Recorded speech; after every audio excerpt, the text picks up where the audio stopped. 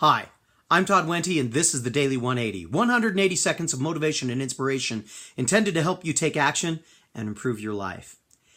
You know, most of us have heard the phrase, the journey of 1,000 miles begins with a single step.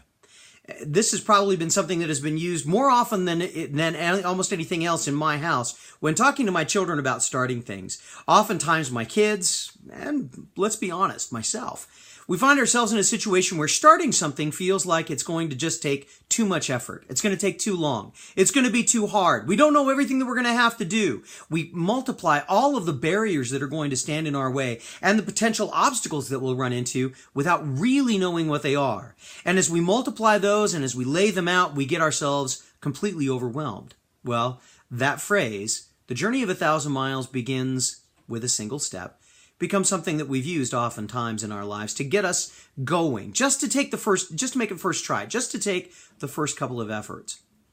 But as important as that is, I've come across something in my reading over the last couple of days that I think is perhaps more profound and, for me, more personally powerful. I was reading in the Stormlight Archives, a book series by Brandon Sanderson. Thank you, Brandon. I don't know if you're watching this, but thank you. Phenomenal writer. I really enjoy his writing.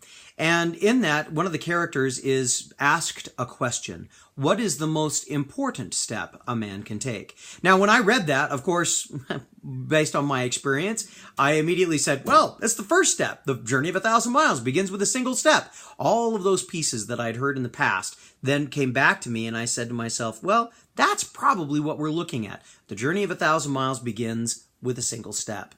However, Brandon took that a slightly different direction. Sorry about the adjustment there. Brandon turned around and he said in the writing, the most important step a man can take is the next step.